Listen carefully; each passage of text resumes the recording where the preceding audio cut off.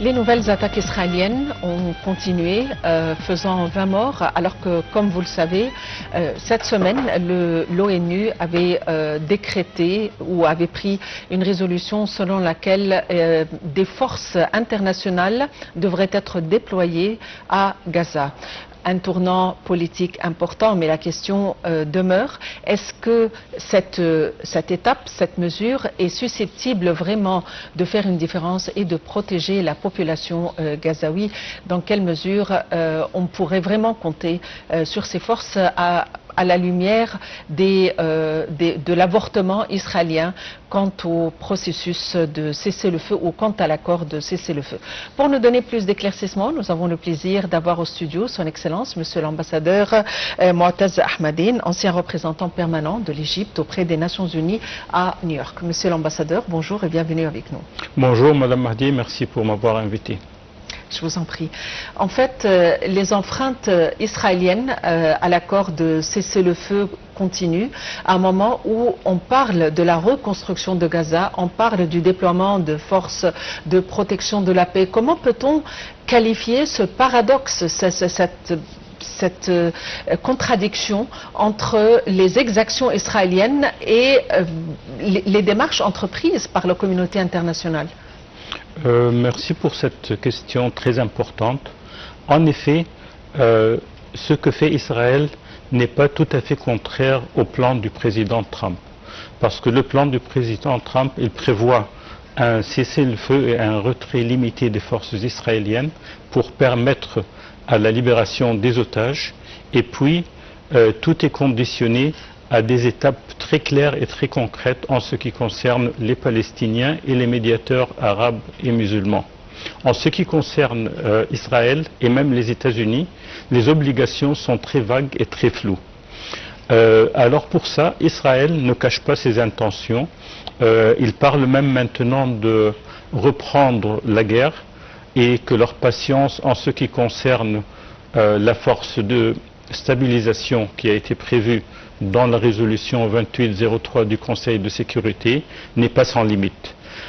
Ici, je crois que les pays arabes doivent exercer un peu leur pouvoir de pression sur les États-Unis pour essayer de forcer Israël à arrêter ces brisures quotidiennes du cessez-le-feu.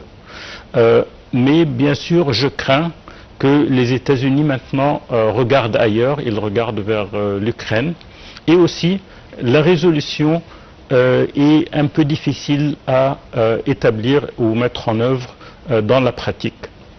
Ceci parce que la résolution, elle a adopté le plan de paix du président Trump qui, avant, n'était pas approuvé par tout le monde entièrement, parce que tout le monde le saluait comme une seule opportunité pour arrêter le génocide, tout en entendant que les détails devraient être négociés après l'adoption du plan ou après l'accomplissement de la première phase.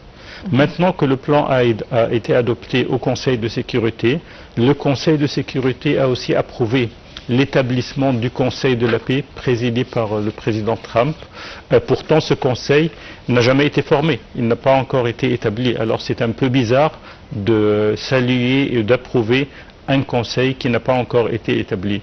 Et bien sûr, il a autorisé la composition d'une force internationale qui aura pour mandat de désarmer les factions non gouvernementales à Gaza et le démantèlement de tout aspect militaire de Gaza. Ceci va au-delà du plan de Trump qui avait prévisé seulement le désarmement selon des observateurs indépendants.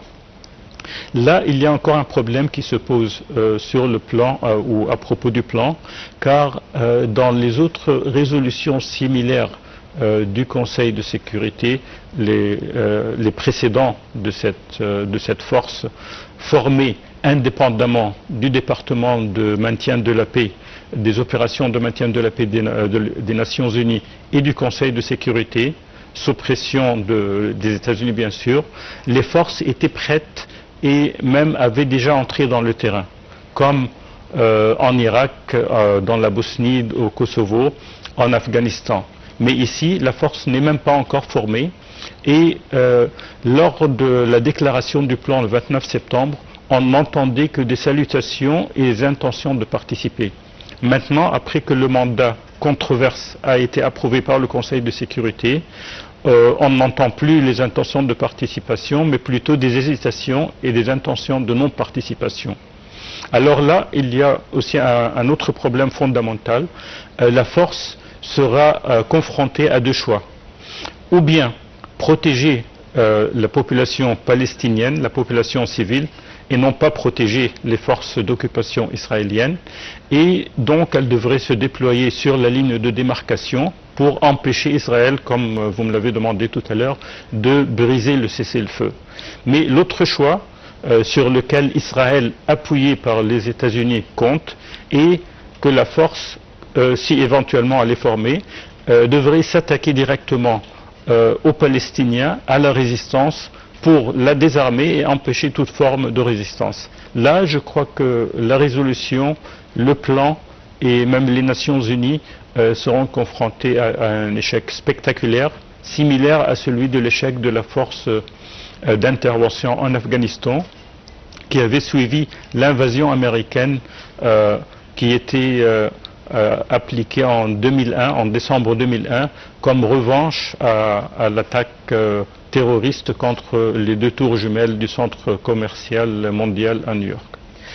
La Chine et la Russie, justement, se sont abstenues à la formation de ce comité ou de cette commission de paix. À votre avis, pourquoi? Parce que clairement, ce comité ou ce conseil de paix présidé par Trump n'a aucune garantie de travailler effectivement et sans aucun bias pour Israël. Au contraire, toutes les déclarations du président Trump et les déclarations d'Israël comptent sur le Conseil et la force pour essayer de tourner le bras des Palestiniens et même des médiateurs arabes. Ce qui est intéressant est que Israël maintenant, comme je disais tout à l'heure, promet de reprendre la guerre. Les États-Unis même ont divulgué récemment des plans alternes parallèles au plan de Trump pour former des zones indépendantes de prospérité dans les parties sous contrôle israélien, où ils vont expérimenter, où ils devraient expérimenter la reconstruction et donner à la population de ces zones des incentifs pour sortir et des territoires autre part. Là, apparemment, ils se rendent compte que le plan est difficile à appliquer et en même temps, ce qui est surprenant, c'est que les seuls partis maintenant qui s'attachent au plan et qui insistent à l'appliquer totalement sont les pays arabes et les Palestiniens, y inclus le Hamas. Ça vraiment c'est une situation que je trouve illogique pour ne pas dire absurde. Et à votre avis, quelle est la position de Hamas? Comment peut-on qualifier la position de Hamas? Pour moi, la position de Hamas est assez claire. Ils ont accepté la première phase du plan. Ils n'ont pas accepté le plan dans sa totalité, tout en entendant que le reste était à négocier. Ils ont accepté l'échange d'otages contre les prisonniers.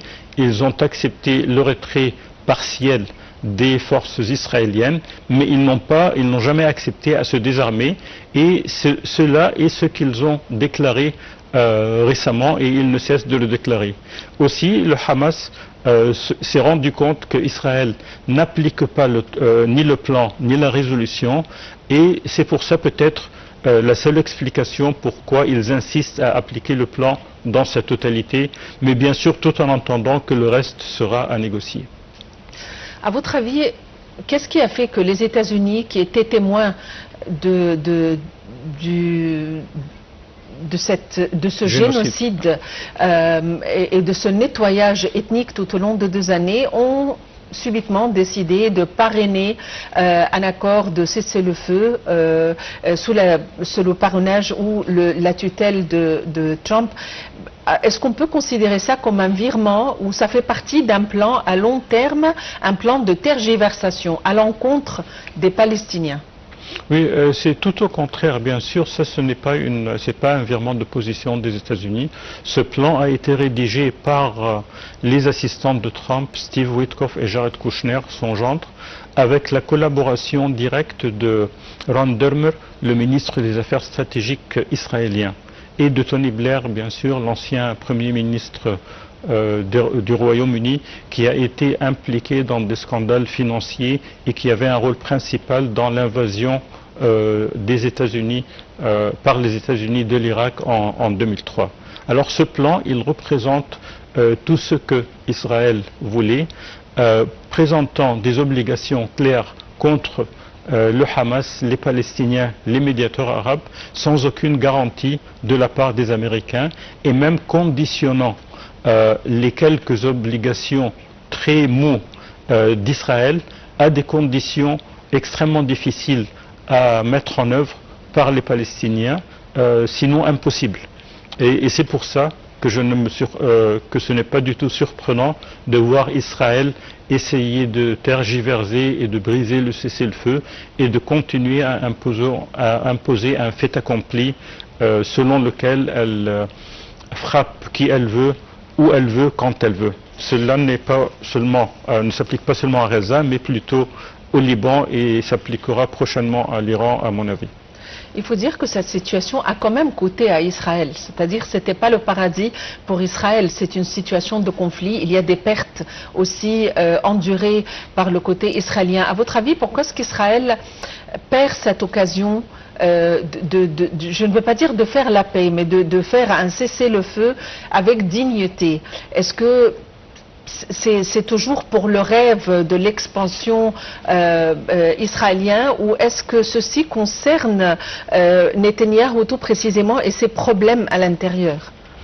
Bon, premièrement, moi je crois qu'Israël n'a rien abandonné. Elle n'a pas abandonné les objectifs principaux de la guerre. Il y avait deux objectifs principaux. Le premier était la libération des otages. Le deuxième était oblitérer le Hamas et le désarmer. Alors maintenant qu'elle a repris ses otages, elle continue vers l'oblitération du Hamas. Et même elle considère le plan une opportunité de se reposer, s'armer pour les futures confrontations et essayer la méthode de Trump d'avoir une force internationale de faire le devoir qu'Israël a échoué d'achever pendant 2 ans de génocide et de force brute contre les Palestiniens. En réponse à votre deuxième question, moi je ne suis pas très enthousiaste à parler d'hommes politiques spécifiques. Netanyahou est le Premier ministre d'Israël, il a une position officielle, les politiques d'Israël suivent une certaine direction. C'est avec cette politique dont on doit traiter. On ne doit pas parler de personnes spécifiques, on ne doit pas personnifier le conflit, car c'est une position israélienne qui est constante et qui n'a pas changé à mon avis. Et à votre avis, dans quelle mesure on pourrait parler de poids pressé par la communauté internationale face à ces tergiversations israéliennes? Est-ce que la communauté internationale est susceptible d'exercer un certain poids de manière à parvenir à une solution quelconque? Théoriquement, oui, mais pratiquement, malheureusement, non. Surtout que les pays arabes qui ont assez de cartes dans leurs mains n'ont pas la volonté politique d'user ces cartes. Je parle des cartes financières, des cartes stratégiques, de position géographique stratégique pour encercler Israël comme elle encercle les Palestiniens, et d'autres cartes de pression directe sur Trump, qui est un homme d'affaires qui compte sur l'argent qu'il peut gagner, lui et ses proches. Alors là, si jamais les pays arabes insistent à ne pas user les cartes qu'ils ont dans leurs mains, il ne faut pas s'attendre que la communauté internationale ni les États-Unis vont faire le devoir que les pays arabes hésitent à faire eux-mêmes. Et à votre avis, pourquoi est-ce que les pays arabes ne souhaiteraient pas utiliser ces cartes?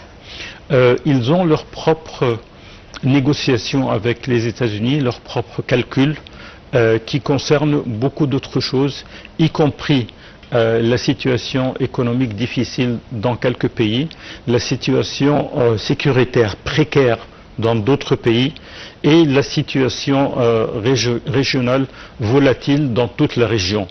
Peut-être ils donnent priorité à leurs propres considérations domestiques plutôt qu'aux considérations relatives à la question palestinienne et à la confrontation d'Israël. Pourtant, à mon avis, ce calcul n'est pas tout à fait correct parce que, comme on le voit, Israël ne se contente pas de la Palestine, elle regarde la Syrie, maintenant elle intervient en pleine Syrie, au plein Liban, en Iran et on ne sait jamais où, au Yémen aussi, en Tunisie. Elle a déjà intervenu aux Émirats Arabes Unis quand ils ont tué un membre du Hamas, je crois, ou de l'OLP. Maintenant, Netanyahou n'a pas caché que si l'Arabie Saoudite veut établir un État palestinien, qu'ils l'établissent dans leur propre territoire, au-delà d'Israël. Ils ont intervenu en Jordanie. Alors là, je crois que ces calculs doivent être recalibrés pour mettre en compte la dangerosité de la situation d'Israël et de son hégémonie appuyée par les États-Unis. La résolution des Nations Unies donne un mandat au comité de paix jusqu'au 31 décembre 2027. À quoi doit-on s'attendre au-delà de 2027? Bon, je crois qu'au début, il faut parler de quoi il faut s'attendre maintenant.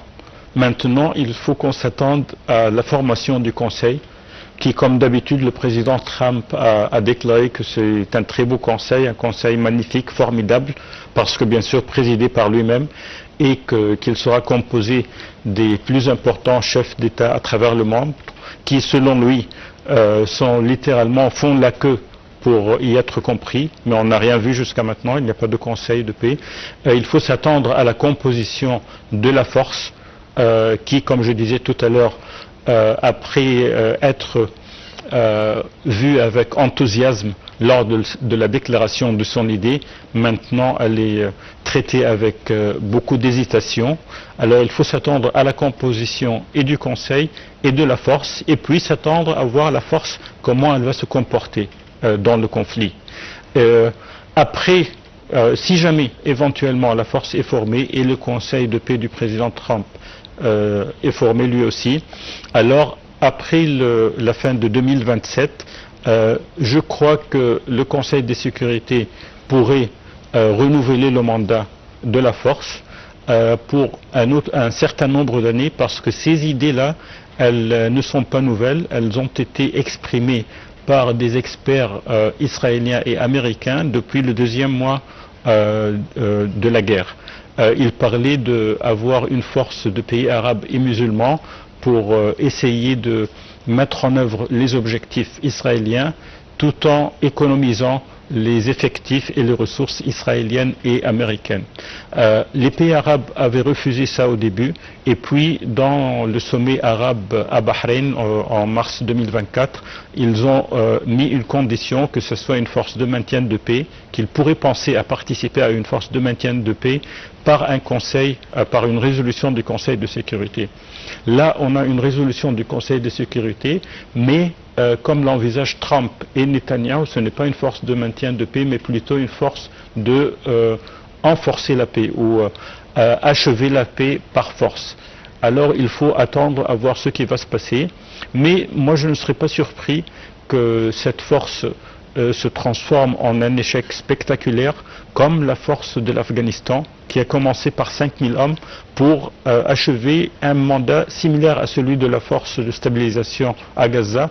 Elle devait assister le gouvernement provisoire afghan à étendre sa capacité et son pouvoir sur Kaboul, la capitale d'Afghanistan, et l'aider à pacifier ou sécuriser l'environnement aux alentours de Kaboul pour permettre à la reconstruction et même participer à la reconstruction.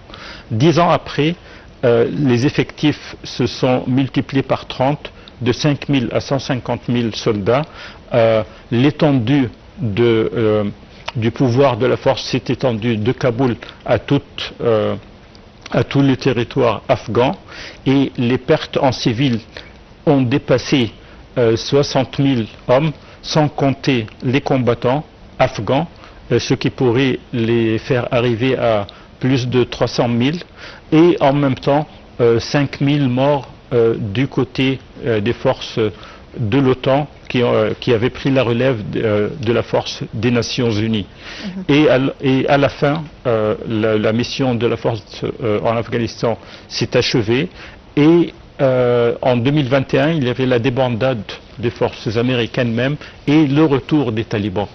Alors là, quand on essaie de pressionner une population civile pour réaliser un objectif qui n'est pas juste, je crois que le seul résultat auquel on peut s'attendre est un échec formidable et la restitution des droits, mais après autant de pertes de civils innocents et aussi des forces de l'occupation ou des forces de maintien de la paix. À votre avis, est-ce que les États-Unis et Israël ont renoncé au transfert des Palestiniens, au déplacement des Palestiniens? Pas du tout. Même le plan du président Trump, dans son 6e paragraphe, il envisage que les combattants de Hamas qui acceptent à donner leurs armes ou à laisser leurs armes auront le droit de sortir de Gaza. Dans le paragraphe 12, le plan dit qu'il ne va forcer personne à quitter Gaza, mais que ceux qui veulent sortir pourraient sortir, et on va leur faciliter la sortie des territoires de Gaza sans les empêcher de retourner. Mais bien sûr, la question du retour est n'est pas claire, et elle est très controverse parce qu'elle me rappelle du droit de retour qui avait été établi dans les résolutions des Nations Unies lors de l'établissement de l'État d'Israël, et qui n'a jamais été appliqué, et que même les États-Unis et Israël insistent à ne pas en parler quand ils entrent dans des négociations organisées par les États-Unis, comme Camp David, comme Oslo, comme Madrid, et comme les négociations, ou le dialogue plutôt que de négociations, prévues par les Américains, si jamais les conditions dont je disais impossibles s'appliquent, qui sont la réforme de l'autorité palestinienne, le désarmement de Hamas et de Gaza, et l'acceptation de ces conditions par Israël et les États-Unis. Et à votre avis, est-ce que Israël et les États-Unis vont continuer à faire pression sur l'Égypte pour prendre les réfugiés palestiniens? Et ils le font toujours. Avant-hier, je crois, Netanyahou avait dit qu'il ne va pas ouvrir la frontière à Rafah, sauf pour laisser partir les Palestiniens, et il demandait à l'Égypte d'accepter de laisser les Palestiniens sortir. Il pressionne aussi la Jordanie, lui et le président Trump. Même l'aspect économique du plan Trump, qui a été endossé aussi dans la résolution 2803, pour moi, il n'est pas très loin des idées originales de Trump sur la question de la Riviera, d'établir une Riviera similaire à la Côte d'Azur sur la côte de Gaza. Le seul problème est que les territoires sous le contrôle des Palestiniens sont les territoires au bord de la mer. Alors là, ils ont un problème parce qu'il faut faire sortir tous les Palestiniens, ce que je crois est impossible d'accomplir. Nous avons juste une minute, une question que tout le monde se pose. Que fait les Nations Unies? Que fait le Conseil de sécurité? Que font les instances internationales face à des crises humanitaires aussi gravissimes? Bon, les Nations Unies, elles fait beaucoup d'autres choses dans d'autres domaines. Ça, on n'a pas le temps de les discuter. Mais en ce qui concerne ces conflits, les Nations Unies reflètent la volonté commune de ses membres. Alors là, comme je disais tout à l'heure, on a vu les pays arabes qui ont approuvé le plan, malgré qu'il n'est pas tout à fait dans leur intérêt. Alors les Nations Unies n'ont qu'à céder à la pression des États-Unis. Mais je crois que cette résolution et ce plan, elles affectent la crédibilité et des Nations Unies et des États-Unis dans le système international. Et les Nations Unies, qui sont déjà sujettes à beaucoup de critiques, peut-être vont être révélées comme impuissantes, comme le suggérait votre question. Et c'est aux membres des Nations Unies de la sauver si jamais ils ont la volonté de faire ceci. Excellence, Monsieur l'ambassadeur Mouattaz Ahmadine, ancien représentant permanent de l'Égypte auprès des Nations Unies à New York, je vous remercie infiniment pour votre présence avec nous. Merci encore une fois pour m'avoir invité. Il est temps de vous remercier pour votre attention, de vous souhaiter une excellente fin de soirée, une bonne continuité sur NAL TV International et à la prochaine.